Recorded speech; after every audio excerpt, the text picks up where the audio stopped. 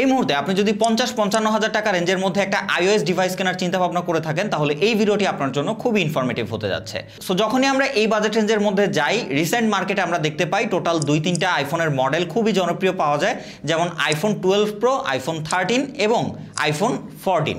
And আজকের ভিডিওতে আমরা বেসিক্যালি 14 নিয়ে কথা বলবো, কারণ এই বাজেটের মধ্যে আমার কাছে মনে হয় যে ওভারঅল 14টা স্লাইডলি বেটার একটা এক্সপিরিয়েন্স আপনাকে দেয় এর লোয়ার ভেরিয়েন্টগুলোর থেকে।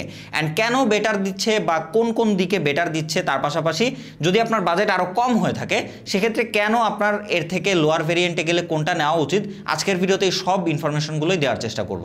সো আজকের ভিডিওটা খুবই ইনফরমেটিভ হতে যাচ্ছে এবং এই স্মার্টফোন সহ আরও যে কোনো নতুন অথবা পুরাতন স্মার্টফোন কিনতে চাইলে এখনই আপনারা ভিজিট করতে পারেন এমকে মোবাইল পয়েন্টে। ভিডিও ডেসক্রিপশন বক্সে তাদের লিঙ্ক, নাম্বার, অ্যাড্রেস সব কিছু দেওয়া থাকবে। যেহেতু এটা একটা প্রপার রিভিউ না, এটা একটা আলোচনা বলতে পারেন যে আপনার এই ফোনটা কেন কিনতে হচ্ছে, তো সেক্ষেত্রে আমি প্রথমেই প্রাইস নিয়ে একটু আলোচনা করি। যেমন এই মুহূর্তে কিন্তু আইফোন 13 ফোনটা পাওয়া যাচ্ছে অলমোস্ট 45,000-এর আশেপাশে, এবং এই যে আইফোন 14 এইটা কিন্তু আপনারা পাবেন 52-53 থেকে 55,000-এর মধ্যে ভ্যারিয়েন্ট, তার পাশাপাশি ব্যাটারি হেলথের উপরে ডিপেন্ড করে। সো শুরুতেই চলে যায় ডিজাইনের দিকে। ডিজাইনে আপনারা অলমোস্ট সিমিলার পাবেন আইফোন 13-এর মতো। দুইটা ফোন আপনাকে দেখালে হয়তো আপনি চিনতেই পারবেন না কোনটা 13 এবং কোনটা 14। বাট 14-এর সাইজটা হালকা একটু বড়, বডি সাইজটা একটু বড়, আদারওয়াইজ ডিজাইন সব কিছু সিমিলার আপনারা পাবেন। এবং সামনের দিকে আসলে ডিসপ্লেতেও কিন্তু কোনো রকম চেঞ্জ আপনারা দেখতে পাবেন না। দুইটাতেই আপনারা এখানে 6.1 ইঞ্চির একটা HDR OLED ডিসপ্লে রয়েছে, যেটার ব্রাইটনেস আবার সেম 800 নিটস HBM এবং 1200 নিটস পিক ব্রাইটনেস। তার পাশাপাশি রেজুলেশন এবং ওভারঅল সব কিছু কিন্তু সিমিলার, ডিসপ্লেতে কোনোই চেঞ্জ নাই। দুইটাতেই আপনারা 60 হার্জের প্যানেল পাচ্ছেন এবং ব্রাইটনেসের কথা ইনডোর আউটডোর সব জায়গাতেই আমরা দুইটাতেই সিমিলার আউটপুট দেখতে পেয়েছি। তো সেক্ষেত্রে বলতে হচ্ছে যে ডিসপ্লেতে তেমন কোনো চেঞ্জ নাই। এবং যদি এই ফোনটার কথা বলি, ডিসপ্লে কিন্তু যথেষ্ট শার্প, ডিটেল এবং খুবই ভালো একটা এক্সপিরিয়েন্স পাবেন আপনারা। স্টিল এটার যে HDR কোয়ালিটি সেটাও কিন্তু যথেষ্ট ভালো। আপনি যখন HDR কন্টেন্ট প্লে করবেন সেটা কিন্তু আপনাকে খুবই প্রিমিয়াম একটা এক্সপিরিয়েন্স দিবে। তার পাশাপাশি এটার যে ডুয়াল স্টোরেজ স্পিকার এবং হেপটিক ফিডব্যাক সেটাও কিন্তু আইফোনের বরাবরই প্রিমিয়াম। তবে হ্যাঁ, এটা কিন্তু এই আইফোন 13-এর থেকে যে অনেক বেশি চেঞ্জ বা অনেক বেশি আপডেট তেমন কিছু না, অলমোস্ট সিমিলার। অপারেটিং সিস্টেমের দিকে আসলে এখানে আপনারা iOS এর লেটেস্ট ভার্সনটাই অ্যাভেলেবেল পাবেন, যেটা কিন্তু আবার 13-এও পাচ্ছেন। সো অপারেটিং সিস্টেমে কিন্তু আপনারা কোনো চেঞ্জ পাবেন না। তবে হ্যাঁ, মেজর একটা আপগ্রেড দেখতে পারবেন আপনারা র্যাম ভেরিয়েন্টে। যেমন আইফোন 13-এ আপনারা পাবেন হচ্ছে মাত্র 4GB র্যাম, যেখানে কিন্তু এই আইফোন 14-এ আপনারা পাচ্ছেন 6GB র্যাম। এবং আপনারা সবাই জানেন যে আইফোনের র্যাম কতটা পারফরমেন্সে ইফেক্ট ফেলে, যার 4GB এবং 6GB-তে কিন্তু দুইটাতে বেশ ভালো একটা লক্ষণীয় ডিফারেন্স আপনারা লক্ষ্য করবেন। আপনি এখন যত সব হেভি অ্যাপ্লিকেশনগুলো দেখেন, Facebook, YouTube, Google, so even হচ্ছে ইনস্টাগ্রাম, টিকটক, এই অ্যাপ্লিকেশনগুলো দিন দিন এত পরিমাণে হেভি হয়ে যাচ্ছে, সেই জায়গা থেকে র্যামটা কিন্তু খুবই গুরুত্বপূর্ণ ভূমিকা পালন করে লং টাইম ব্যবহারের ক্ষেত্রে। তো সেক্ষেত্রে আমি বলবো এই 4GB থেকে এই 6GBটা কিন্তু অবশ্যই আপনাকে ফিউচারিস্টিক একটা আউটপুট দিবে, তার পাশাপাশি অবশ্যই বেটার একটা আউটপুট দিবে। সেক্ষেত্রে এর পারফরমেন্সের কথা বললে অ্যাপ ওপেনিং, ক্লোজিং থেকে শুরু করে মাল্টিটাস্কিং সব কিছুতে আমরা একদম দুর্দান্ত পারফরমেন্স পেয়েছি। আপনারা লং টাইম কিন্তু অনেকগুলো অ্যাপ্লিকেশন ব্যাকগ্রাউন্ডে রান করে রাখতে পারবেন এবং সেটা স্টিল তারা কিন্তু ধরে রাখতে পারে তার ব্যাকগ্রাউন্ডে। পারফরমেন্স সেক্টরে গেলে এই ফোনটাতে কিন্তু আপনারা অ্যাপেলের A15 বায়োনিক চিপসেট পেয়ে যাচ্ছেন, যার আর্কিটেকচার এবং ফ্রিকোয়েন্সি সবকিছুই কিন্তু অলমোস্ট সেম ওই আইফোন 13-এর মতোই। সো পারফরমেন্স আপনারা খুব একটা চেঞ্জ পাবেন না। তবে হ্যাঁ, ওই যে র্যামের জন্য কিন্তু আইফোন 13-এর থেকে 14-এ কিঞ্চিত বেটার এক্সপিরিয়েন্স পাবেন আপনারা পারফরমেন্সের দিকে গেলে। সেক্ষেত্রে এই ফোনটার কথা বলে স্টিল আপনারা যে কোনো heavy title game butter smooth play করতে পারবেন 60 FPS-এ কোনো রকম ঝামেলা ছাড়াই। দুঃখের বিষয় এখানে কোনো 120 FPS-এর ডিসপ্লে প্যানেল নাই, যার জন্য আমরা 120 FPS-এ খেলতে পারবো না। তবে এই 60 FPS-টাই কিন্তু কনস্ট্যান্ট ধরে রাখতে পারে আইফোন বরাবরই অ্যান্ড্রয়েডের থেকে। সেটা হয়তো আপনারা সবাই জানেন এবং প্রত্যেকটা ভিডিওতে আমি এর প্রশংসা করেই যাই, এবং এটাও কিন্তু তার ব্যতিক্রম নয়। এবং হিটিংয়েও কিন্তু আমরা এর যে লোয়ার ভেরিয়েন্টগুলো সেগুলোর মতো এত অত্যাধিক হিট হতে দেখিনি, মোটামুটি ব্যালেন্স পর্যায়ে থাকে। এবং যদি ব্যাটারির কথা বলি, এবার কিন্তু আইফোন 14-এ তারা তেমন একটা ব্যাটারিতে চেঞ্জ করে নেয়। তবে হ্যাঁ, এই যে আইফোন 14 এটা কিন্তু অনেকটাই অপটিমাইজ আইফোন 13-এর থেকে, যার জন্য কিন্তু ব্যাটারিতেও অনেকটা সেভ আপনারা পাবেন এই আইফোন 14-এ এসে। এবং যার জন্য আমরা রেগুলার লাইফে ব্যবহার করে এই ফোনটা থেকে কিন্তু মোটামুটি 6.5 ঘন্টা প্লাস স্ক্রিন অন টাইম পেয়েছি। তার পাশাপাশি আপনারা যদি এইটাকে হেভি ইউজও করেন 6 ঘন্টার মতো গেম খেলতে পারবেন ইজিলি, যদি আপনার ব্যাটারি ব্যাকআপ মোটামুটি 90%-এর আশেপাশে ব্যাটারি হেলথ থাকে।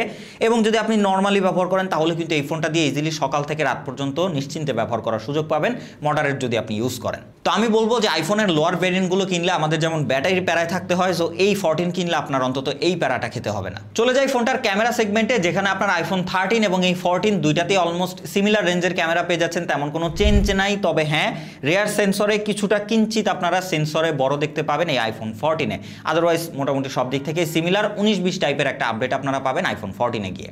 ডেলাইটের কথা বললে জোস পিকচার আউটপুট পাবেন এবং তার পাশাপাশি ডিটেল শার্পনিং খুবই ভালো, কালার অ্যাকুরেসিও অনেক জোস, মানে দেখায় আপনার অবশ্যই পছন্দ হবে এর কালার সাইন।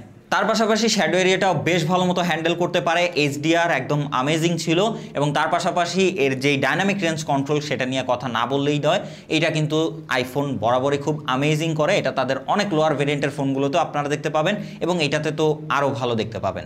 তো সেক্ষেত্রে আমি বলবো এই ফোনটা কিনে স্টিল আপনারা ক্যামেরা সেগমেন্টে কিন্তু বেস্ট কোয়ালিটির আউটপুট পাবেন, কোনো জায়গায় কোনো কমতি দেখতে পাবেন না। তার পাশাপাশি আপনারা সবাই জানেন যে আইফোনের যদি ভিভিড ফিল্টার ব্যবহার করেন, আপনার ভাই ছবি কোনোদিনই এডিট করা লাগবে না, শুধুমাত্র ফিল্টারে ক্লিক করবেন এবং ফেসবুকে আপলোড করবেন, আর তেমন কিছুই করা লাগবে না। দেখবেন হুর হুর করে আপনার লাইক ফলোয়ার বেড়ে যাচ্ছে অটোমেটিকলি। পোর্ট্রেটের দিকে গেলে এই ফোনটা অবশ্যই আপনাকে নিরাশ করবে, কারণ এত দাম দিয়ে একটা স্মার্টফোন কেনার পর এখানে আপনারা যেহেতু কোনো টেলিফটো লেন্স পাচ্ছেন না, মাত্র আপনারা একটা ফোকাল লেন্থে কিন্তু পোর্ট্রেট নেওয়ার সুযোগ পাবেন এই আইফোন 14 দিয়ে। এবং সেখানে যদি আমরা কোয়ালিটির কথা বলি, হ্যাঁ ডিটেল মোটামুটি ভালো ছিল, তবে এজ ডিটেকশন, ব্যাকগ্রাউন্ড ব্লার এইগুলো খুব একটা ন্যাচারাল এবং খুব একটা ক্লিন ছিল না। সাবজেক্টের খুবই ক্লোজে গিয়ে ছবি তুলতে হবে, এটা একটা প্রবলেম, এবং ব্যাকগ্রাউন্ড ব্লারটাও কিন্তু এতটা ন্যাচারাল না যতটা আমরা পোর্ট্রেটের ক্ষেত্রে যে টেলিফটো লেন্সগুলো ব্যবহার করে ওইগুলোতে যেমন দেখে থাকি। যেমন আপনার আইফোন 12 প্রো কিনলে আবার এই দিক থেকে বেশ ভালো একটা অপশন পাবেন। তবে হ্যাঁ, ফ্রন্ট ক্যামেরা সেখানে আমরা যথেষ্ট ভালো detail, exposure balance, lighting manage এবং তার পাশাপাশি স্কিন টোন আউটপুট দেখতে পেয়েছি, কারণ আইফোন কিন্তু খুব একটা কালার বুস্ট করে না, অ্যাজ ইট ইজ স্কিন টোনটা রাখার ট্রাই করে। তবে হ্যাঁ, একটু ওয়ার্ম টাইপের কালার আউটপুট পাবেন আপনারা এর ফ্রন্ট ক্যামেরা থেকে, যেটা দেখতে আবার কিন্তু খুব একটা খারাপ লাগে না। ওয়ার্ম কালার টোন আমরা সবাই পছন্দ করি, তবে যদি আপনি ভিভিড দিয়ে ছবি তোলেন তাহলে তো আর কথাই নেই, সেই আপনারা জাস্ট তুলবেন এবং সোশ্যাল মিডিয়াতে আপলোড করবেন, এমন টাইপেরই পিকচার পাবেন এই ফোনের ফ্রন্ট ক্যামেরা থেকে। দিনের পাশাপাশি রাতের বেলাতেও আমরা যথেষ্ট ভালো ডিটেল, এক্সপোজার ব্যালেন্স দেখতে পেয়েছি। তার পাশাপাশি আমার কাছে ভালো লেগেছে যে এইটা কিন্তু আইফোন 13-এর থেকে কিঞ্চিত বেটার ডিটেল আপনাকে দিবে এবং এক্সপোজার বেশি দিতে পারে আইফোন 13-এর থেকে। এবং যেটা ভালো ব্যাপার সেটা হচ্ছে যে এইটার ফ্লেয়ার ম্যানেজ কিন্তু যথেষ্ট ভালো, অন্যান্য ভ্যারিয়েন্টগুলোর থেকে আমার এই 14-এর ফ্লেয়ার ম্যানেজটা অনেক ভালো লেগেছে। আপনারা যদি ডিরেক্টলি লাইটের অবজেক্টে রেখে ছবি তোলেন তারপরেও আপনি দেখতে পাবেন খুব একটা ফ্লেয়ার আনতেছে না, অনেকটাই কিন্তু ভালো ফ্লেয়ার ম্যানেজ করতে পারে।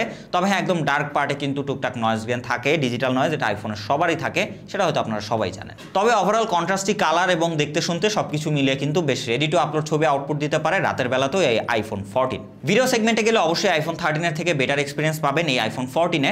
প্রত্যেকটা লেন্স দিয়ে প্রথমত আপনারা 4K 60 FPS এ ভিডিও করার পাশাপাশি এইটাতে কিন্তু সিনেমাটিক মোডে আপনারা 4K-তে ব্যাকগ্রাউন্ড ব্লার করে বা হচ্ছে সিনেমাটিক ভিডিও নিতে পারবেন আপনারা। সো এইটা কিন্তু বেশি ইন্টারেস্টিং, কারণ এর লোয়ার ভেরিয়েন্টগুলোতে আমরা জাস্ট 1080p দেখতে পাই, সো এই 4K কিন্তু যথেষ্ট ইফেক্টিভ এবং এখানে ডিটেল আমরা বেশ ভালো পেয়েছি।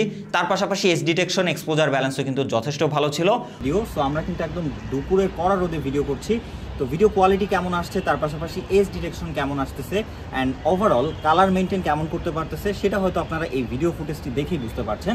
আদারওয়াইজ নর্মাল ভিডিওতে গেলে সেখানেও কিন্তু আপনারা 4K 60 FPS-এ খুবই ডিটেল এবং শার্প ভিডিও আউটপুট পাবেন।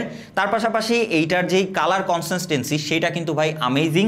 সো আপনি কখনো ফিলই করবেন না যে কালার চেঞ্জ হচ্ছে, আপনি একদম ফিক্সড একটা কনস্ট্যান্ট কালার আউটপুট দেখতে পাবেন এর ভিডিও থেকে।